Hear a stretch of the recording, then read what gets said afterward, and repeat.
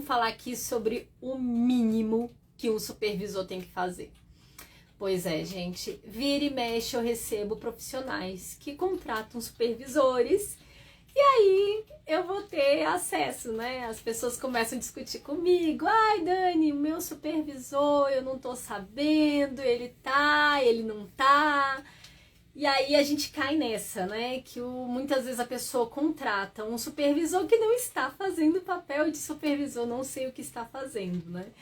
Então, assim, existe um mínimo. Eu tô falando sobre supervisão de caso, tá? Existem supervisores que mexem com a parte de estudo, de te orientar nos estudos, como é que você caminha. Esse tipo de supervisão, ela é ótima também, enfim, é um outro caminho. Eu tô falando sobre supervisão de caso. Você vai contratar um supervisor que vai te acompanhar num caso, que vai te ajudar a desenvolver os programas, enfim.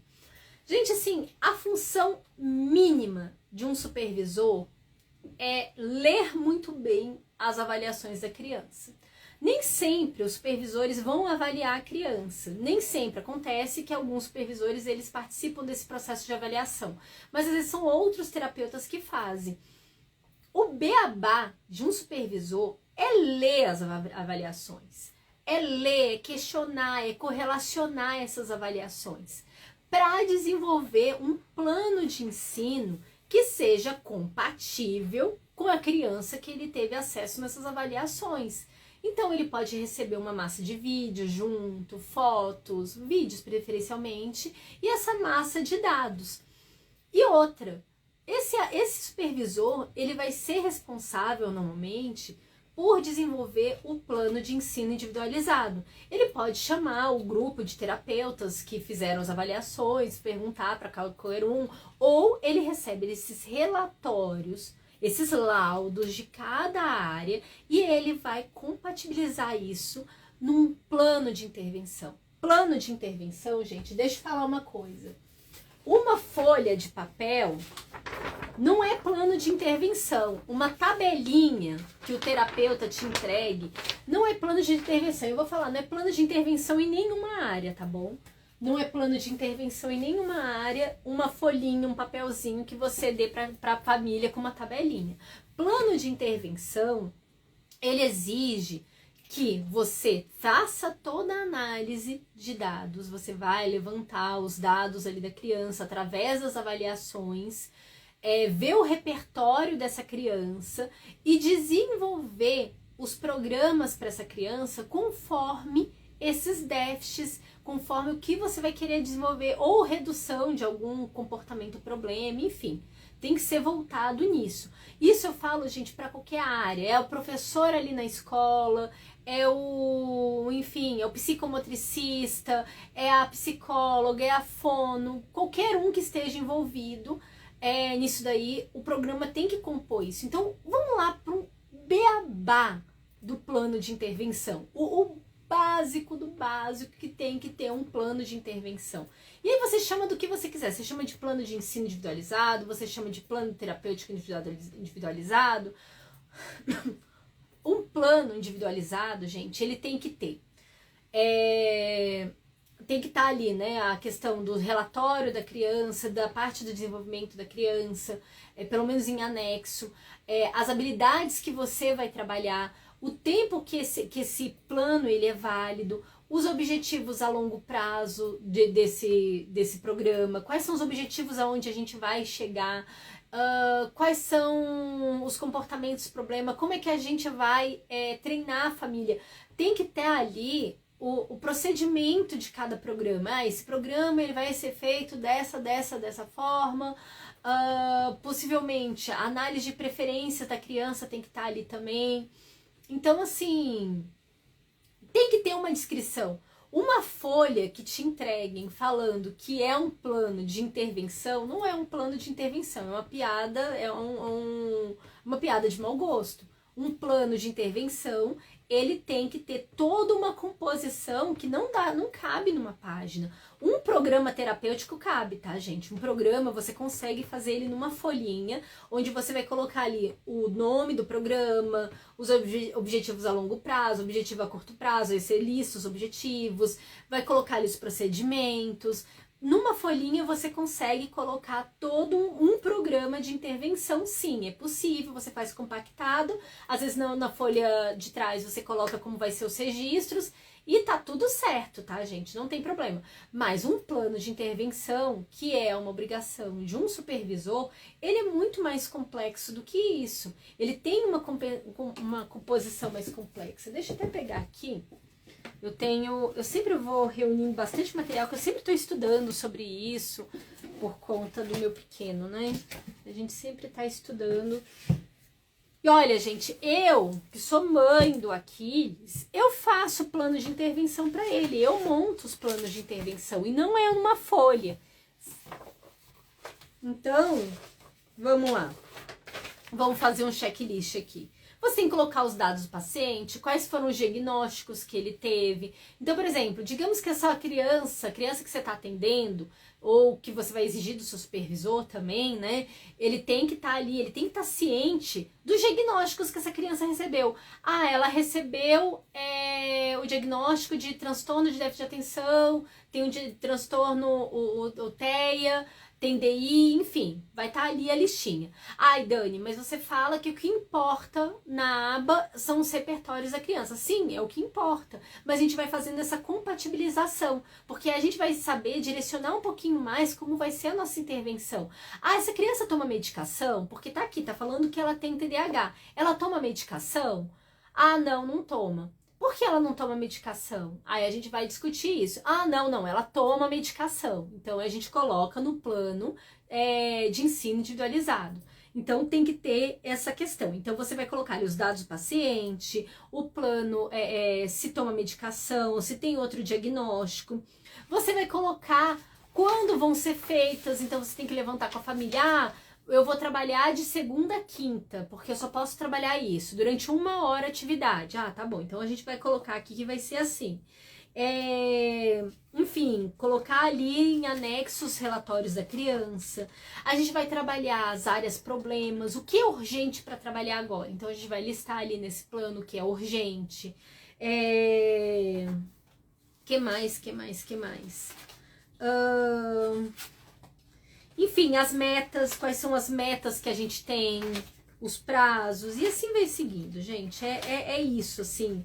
A interpretação clínica de todos os laudos que você recebeu, então é importante que você faça uma interpretação. Por exemplo, a criança ainda não tem diagnóstico nenhum, mas você como terapeuta, você levantou aquele bando, aquela massa de dados, então você faz uma hipótese diagnóstica para que leve para o médico, para verificar essas condições, você faz os devidos encaminhamentos.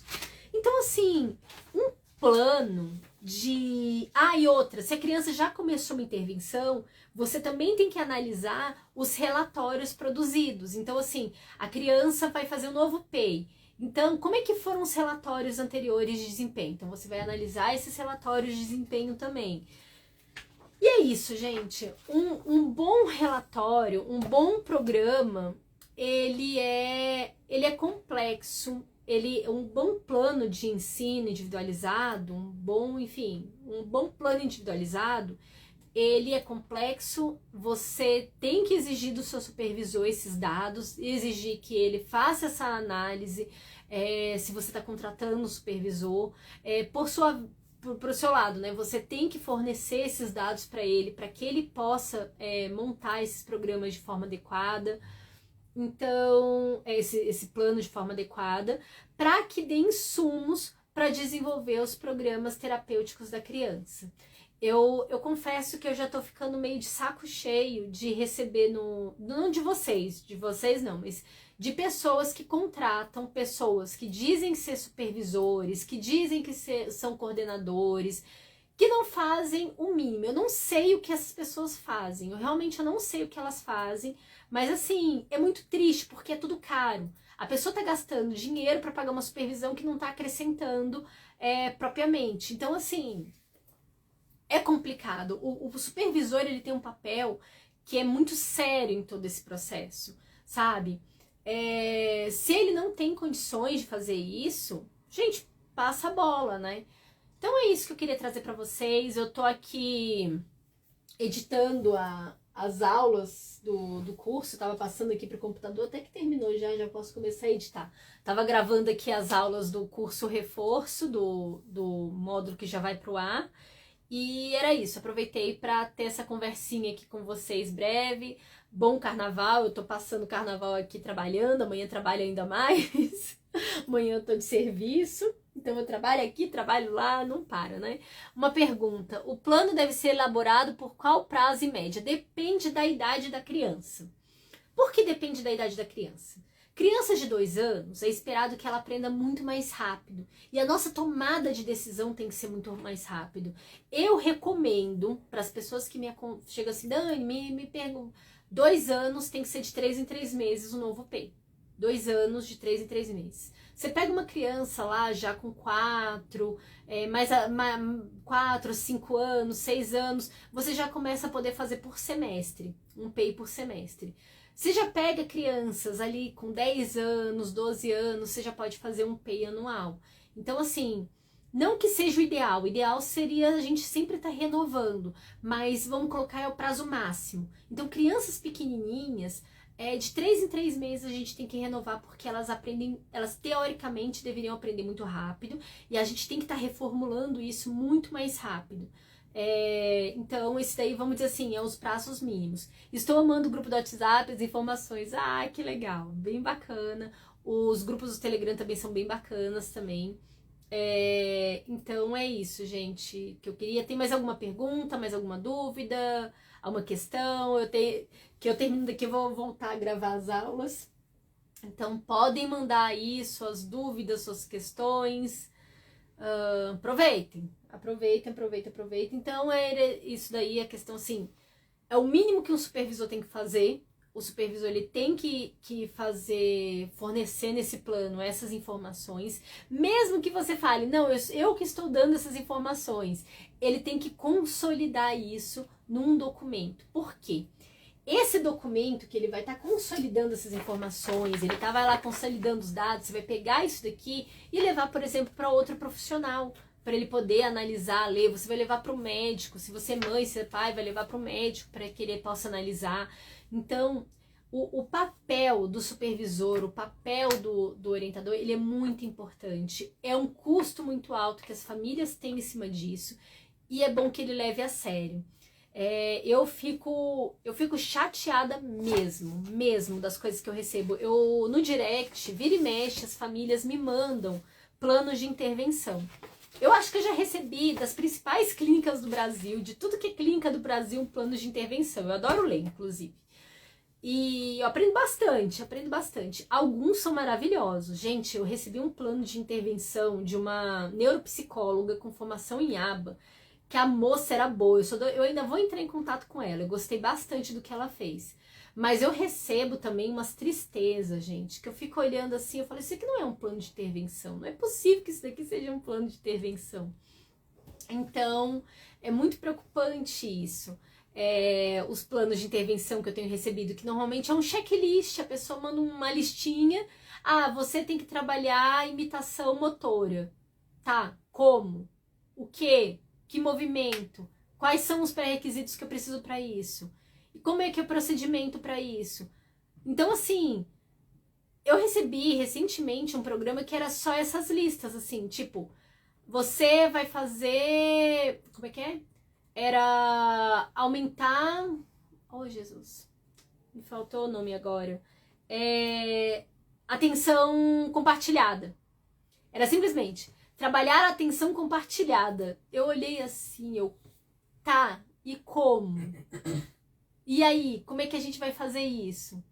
Sabe? Isso é um absurdo. É um absurdo ter um checklist. Lógico que a gente sabe que tem que trabalhar atenção compartilhada. Lógico que a gente sabe que tem que trabalhar imitação, enfim. Tá vendo uma criança com baixo repertório, pegou um VibMap ali que quase não pontuou, barreiras ali ao máximo. É óbvio.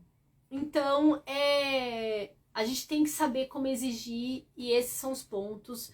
Na minha imersão gratuita, na 7ª aula, eu coloco ponto a ponto dessas coisas que ficam faltando, que tem que ter num plano de ensino individualizado. Então, assim, se vocês ainda não participaram da minha imersão gratuita, deixa eu colocar aqui.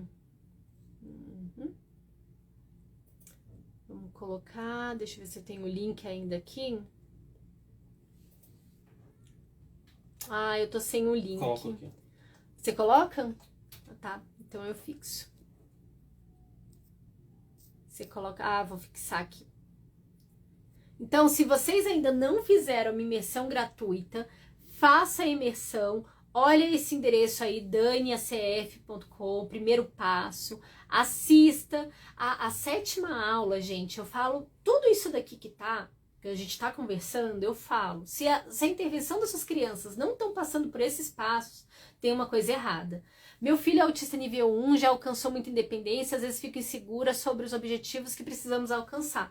Então, essa questão, assim, às vezes sua criança vai precisar ser reavaliada com outros instrumentos. Tem que olhar essas barreiras, o que tem de déficit ainda para poder trabalhar. Dani, você faz supervisão, certo? Não, não faço supervisão. Por que eu não faço supervisão? Eu poderia até pegar uma coordenação. Eu acho que academicamente hoje eu tenho condição de pegar uma coordenação.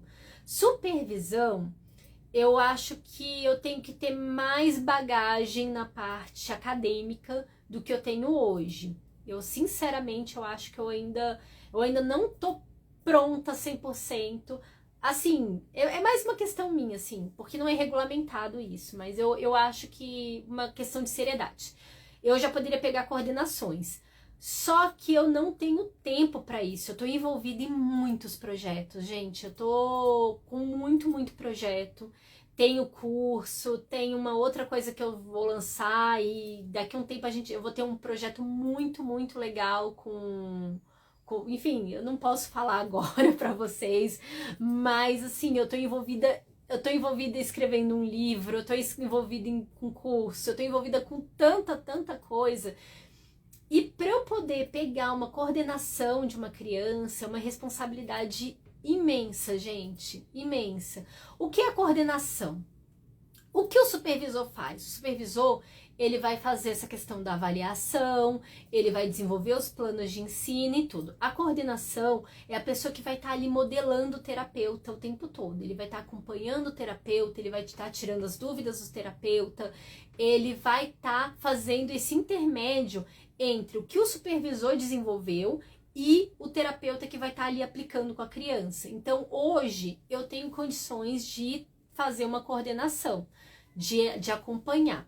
A questão é que, assim, tem casos, por exemplo, a criança tem um comportamento extremamente autolesivo, que é o pior caso de todos.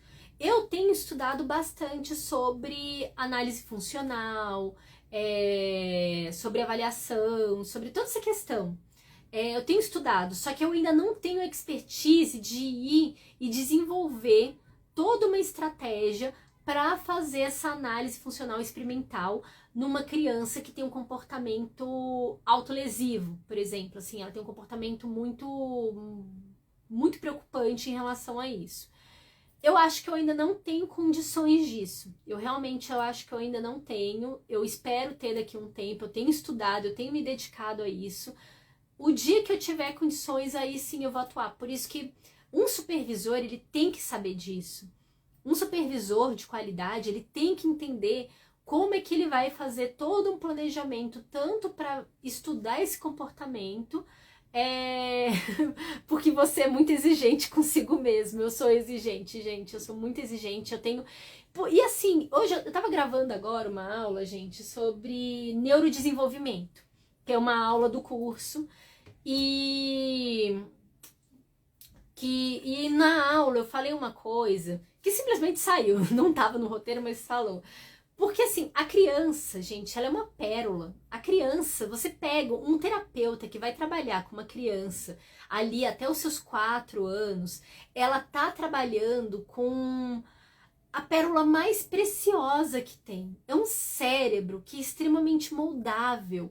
Você pega uma criança com 2 anos e você vai começar a trabalhar, você tá no período de ouro da criança. Qualquer coisa que você fizer, você pode acabar com o desenvolvimento dessa criança, ou você pode potencializar muito. Qualquer informação que você deixa de receber, de passar para os pais, você pode estar prejudicando toda uma família. Então, assim, esse período dos 2 anos, ele é tão sensível, ele é tão importante, se o terapeuta não souber conduzir isso, nossa, então é uma responsabilidade imensa. Um terapeuta que vai estar com uma criança pequenininha tem que ser o mais estudado de todos. O terapeuta que vai estar ali sentando no chão com uma criança de 2 anos, 2 anos, ele tem que entender muito sobre estimulação precoce, sobre aprendizagem oportuna. Eu gosto muito desse nome, aprendizagem oportuna. Ele tem que entender sobre marcos de desenvolvimento, ele tem que entender muito sobre transtornos de neurodesenvolvimento, porque nem tudo é autismo. O autismo, ele é um dos transtornos, mas existem muitos outros transtornos e a gente sabe dessas comorbidades associadas, né, que no TEA, mais de 80% tem TDAH. Então, quando a gente fala sobre criança pequenininha, todos são muito responsáveis. O supervisor tem que entender muito de toda essa condição, tem que ser muito sensível. O coordenador, o terapeuta que tá ali no chão com a criança também. Ai, gente, então assim, eu realmente fico chateada quando eu vejo um trabalho ruim sendo feito. Eu fico muito feliz quando eu vejo bons trabalhos sendo feitos, porque nós temos, sim, ótimos terapeutas no Brasil, mas, assim, não são acessíveis a todos em vários sentidos, né? Aqui, a Vanessa, você é muito de passo a passo, gosta de ensinar de forma didática, como eu gostaria de aprender. Ai, que obrigada, muito obrigada. Eu realmente gosto de falar as coisas de forma um pouco mais lenta, assim. Por isso eu penso que o supervisor é uma grande responsabilidade, muita responsabilidade. É muita, muita responsabilidade. Indique um coordenador. Nossa, eu não tenho nenhum coordenador em mente que eu possa indicar. Não tenho mesmo. Infelizmente, eu queria ter alguém para poder indicar na parte de coordenação. Porque, assim, é difícil indicar alguém, gente. Eu quero você como minha mentora clínica. Ai, obrigada, muito obrigada. Eu pretendo, se tudo der certo esse ano, eu devo iniciar o meu mestrado, mais pro meio do ano que vem, meio desse ano.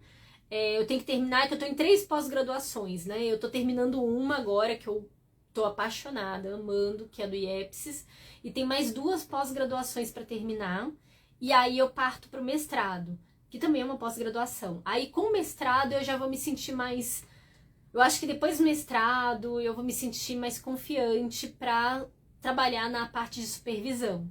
Eu acho que é um processo isso. E aí a gente vai aos pouquinhos construindo esse conhecimento. O que eu vou aprendendo eu vou repassando para vocês também. Eu sempre tô em relação a isso. Então, gente, sabe o que exigir? Aqui, entrei atrasada na live, mas me diga uma coisa. Na minha cidade tem que aplicar a aba... Quem aplica a aba diz que é o próprio supervisor. Até onde eu sei não é correto. Não é questão de ser correto ou não. O supervisor, gente, nos Estados Unidos é muito comum o terapeuta que desenvolve os programas com a criança é o mesmo que senta e faz os programas. Não tem que ter essa divisão, não tem que ter esse tanto de gente nessa cadeia. A questão é que essa pessoa que vai desenvolver os programas, ela tem que conhecer tanto de aba, tem que conhecer de desenvolvimento infantil, que não basta entender de aba, tem que aba para quê? Aba para desenvolver num contexto de estimulação precoce, aba no sentido de marketing, aba blá blá blá. A gente tem que ser aba voltado para uma coisa específica, então a pessoa tem que ter conhecimento disso. A pessoa tem que ter conhecimento de desenvolvimento infantil, a pessoa tem que conhecer a aba, a pessoa tem que conhecer técnicas de rapport para sentar ali e desenvolver a criança.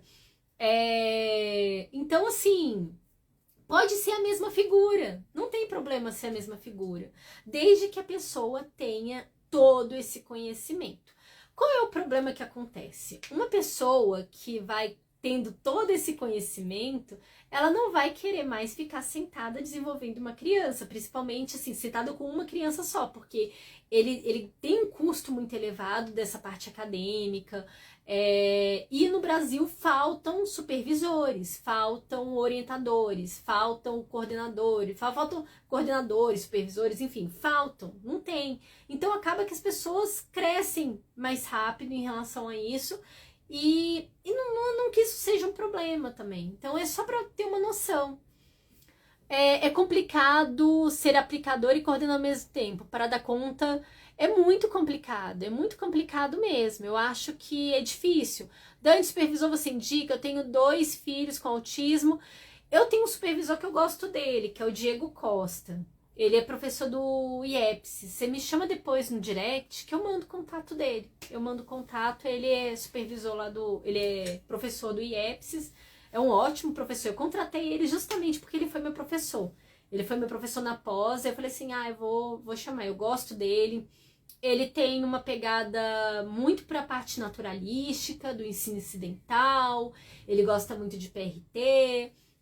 Ele tem me ajudado bastante, mas assim, essa questão, a figura pode ser uma só, tá, gente? Não precisa ser tantas figuras, porque isso tá criando também uma coisa insustentável economicamente, né? Você tem supervisores para indicar? Acabei de falar, gente. Tem o meu supervisor. Se você entrar em contato comigo no direct, eu mando o contato dele. Aí você conversa lá com ele, você negocia e tudo. Ele é o meu supervisor. Deu certo comigo. Tem gente que, assim, pode dar certo comigo, pode não dar certo com você, então tem essa questão. Ele me ajuda muito na parte acadêmica, muito, muito. A gente tem estudado muito sobre análise funcional. Ele tem me orientado muito, eu tenho estudado com ele, tem sido sensacional, eu acho que assim, é minha grande pedra no sapato, essa questão da análise funcional, que eu acho que eu sou muito fraca ainda nisso, eu tenho que melhorar.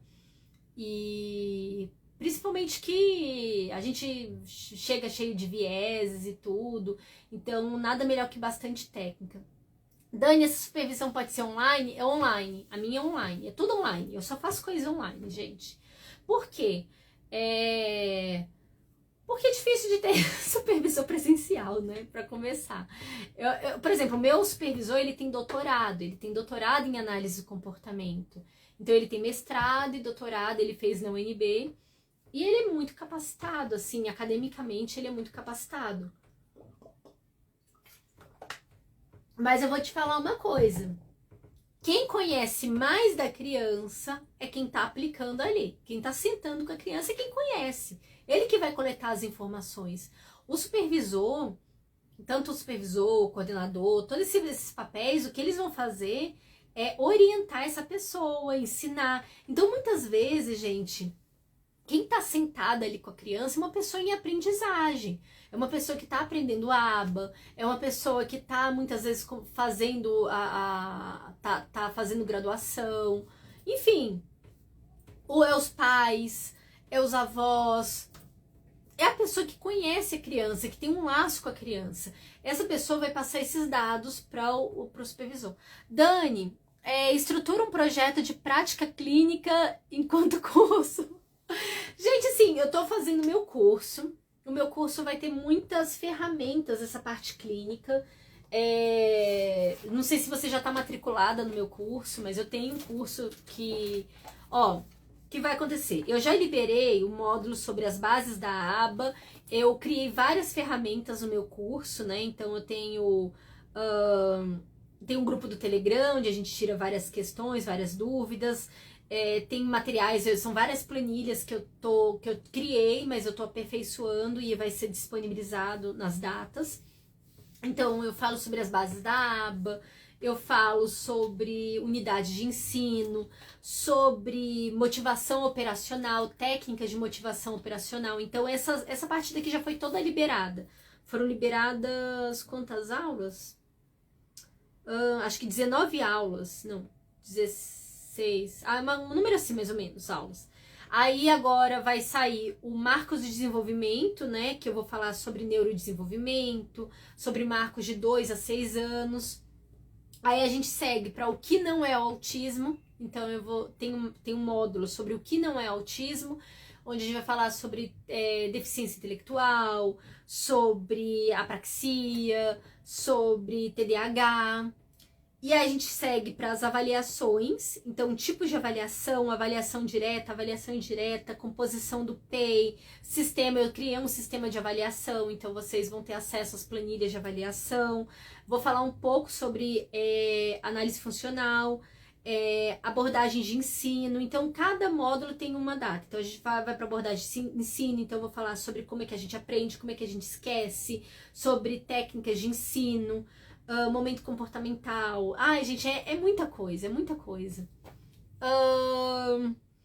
Registros, programas de ensino, então ensino toda a parte, eu vou ensinar para vocês os fundamentos para desenvolver os programas de ensino, análise de dados, videomodelação, vai ter alguns vídeos nossos assim, e os requisitos para SEABA. Então são 12 módulos, mais ou menos 60 aulas no total que vão ser disponibilizados 2 módulos por mês até o mês 7. Então esse que é o curso. Se vocês quiserem ter acesso, é só olhar no meu site que vocês conseguem ter acesso ao meu curso. Ele vai estar sempre sendo vendido. Que mais? Por isso, o coordenador, o supervisor precisa estar junto com os ATs, a família sempre tem que comunicar sempre. Eu sou a mãe, posso estar aplicando terapia no filho? Precisa, você pode sim. Para você estar apta para isso, você tem que conhecer as bases da análise do comportamento. Eu tenho um curso gratuito também, além desse meu curso pago, que é um curso mais profundo e tudo. Você pode entrar no meu site, entra no link da minha bio, que dentro do meu site tem um curso com materiais e tudo. Mais de 40 horas de aula lá para você ter uma noção. Tem a minha imersão gratuita que se chama O Primeiro Passo, que tá aqui o link. E eu tenho o meu curso pago que eu lancei esse mês, que você pode também adquirir e aprender bastante sobre isso. Comecei a seguir você há pouco tempo. Qual é a sua formação? Eu sou engenheira, gente. Eu sou engenheira. Eu não sou psicóloga, eu não sou fono, eu não sou nenhuma dessas formações típicas que vocês veem na internet. Eu sou engenheira, eu sou formada em Engenharia de Redes de Comunicação pela Universidade de Brasília. E eu fiz várias outras engenharias também. Só que nesse caminho da UNB, eu fiz o UNB durante 15 anos, gente. Eu fiz matemática, eu fiz engenharia mecânica, eu fiz engenharia de software, eu fiz engenharia elétrica, eu fiz um tempo de engenharia de energia também. E nesse tempo, eu fiz muita matéria da pedagogia, eu fiz matéria da psicologia, eu fiz quase toda a cadeia da pedagogia, inclusive, para vocês terem uma noção. A Organização da Educação Brasileira, todas as matérias eu fiz, Filosofia da Educação, amava, adorei fazer todas as matérias. O UNB é uma maravilha, a gente se perde naquele universo lá. E eu não sei por que raios eu tinha estudado tudo isso. Não sei, gente, eu fazia as matérias, eu olhava, que legal, vou me matricular nessa. Eu achava o nome bonito, eu falava assim, eu vou me matricular. E eu fui me matriculando nessas matérias. E hoje elas fazem muito sentido pra mim. Eu vejo assim, eu aprendi com um propósito, nem sabia por quê, né? Deus sabe das coisas, eu não sabia de nada disso. E hoje eu aplico essas informações que eu fui aprendendo ao longo do tempo. Mas eu sou engenheira, não tenho formação. Eu tenho pós-graduação, né? Eu tô fazendo pós-graduação, 2 pós-graduações em aba, uma em autismo, e eu tava falando pro pessoal que meio do ano devo estar engatando no mestrado. Então, na área também de análise do comportamento. Então é isso, essa que é a minha história. As aulas do curso Reforço estão fantásticas, mas estou indo devagar, vendo e revendo para não perder nada. Gente, esse é o meu problema. Eu acho que eu falei rápido demais, né? Eu tô tentando desacelerar minha voz nas próximas aulas. Eu tava ouvindo as minhas aulas do início do curso. Eu acho que eu tava falando muito rápido. Então era muita informação em pouco tempo. Eu tô com essa mania de falar muito, muito rápido. Eu tenho falado cada vez mais acelerado. Eu acho que é por conta do Instagram. Porque você vai gravar stories, você vai gravar reels, você tem que ser muito rápida falando para caber dentro de um tempo. E aí eu comecei a acelerar meu raciocínio muito acelerado. E aí eu tô tentando começar a falar um pouco mais devagar. Mas a aula de hoje eu ainda falei muito rápido. Eu falei muito rápido porque eu tava vendo o tempo comendo ali e deu mais de 20 minutos uma aula. E aí é isso. Eu tenho que começar, porque se eu falar devagar, na cadência que a maioria das pessoas falam, cada aula vai ter 40 minutos. Então eu acho que vocês vão ter que desacelerar a minha voz para poder acompanhar. Ai, a Jessie Blue, querida, tudo bem? Você é especial, ela é uma analista do comportamento aplicada. Eu gosto bastante. Já assisti o primeiro passo e adquiri o reforço. Ai, que legal! É engenheira do autismo. Pronto, tá ótimo. Eu adorei agora, gente. Eu vou falar então, eu sou engenheira do autismo. Dani, parabéns por tanta inteligência, meu Deus. Não acredito, nada a ver teoricamente com Pois é, gente, você é um instrumento para nossa diversidade. Isso é tão importante, né, Jéssica? Que a gente tem que ser diferente, a gente tem que trazer informações de outros lados. Enriquece. Eu adoro, por exemplo, quando tem uma mãe que é advogada e traz informação em relação ao direito. Teve uma mãe, por exemplo, que eu estava conversando há muito tempo atrás, que é merendeira. E ela estava falando como ela modificou. Ela era merendeira numa escola especial. E como tudo modificou depois que o diagnóstico do filho dela veio. Que ela começou a estudar e tudo. E a forma que ela lida com tudo modificou. Então, cada um traz uma informação. Você traz a sua profissão, isso. Ai, minha mãe. Onde você faz a pós? Eu recomendo a pós do IEPSIS, gente. A pós do IEPSIS é muito boa. E eles lançaram agora uma pós que eles estão com um acordo com o Grupo Método, onde vocês vão estagiar no Grupo Método. Ai, como eu queria fazer essa pós. Nossa, como eu queria. Essa daí vai ser, assim, incrível, essa pós do IEPSIS. Deixa eu marcar aqui o IEPSIS, aí vocês vão lá. IEPSIS... O Teia Serena também cuida do IEPS, marcar ele, caso vocês... É só vocês clicarem. Pós-graduação.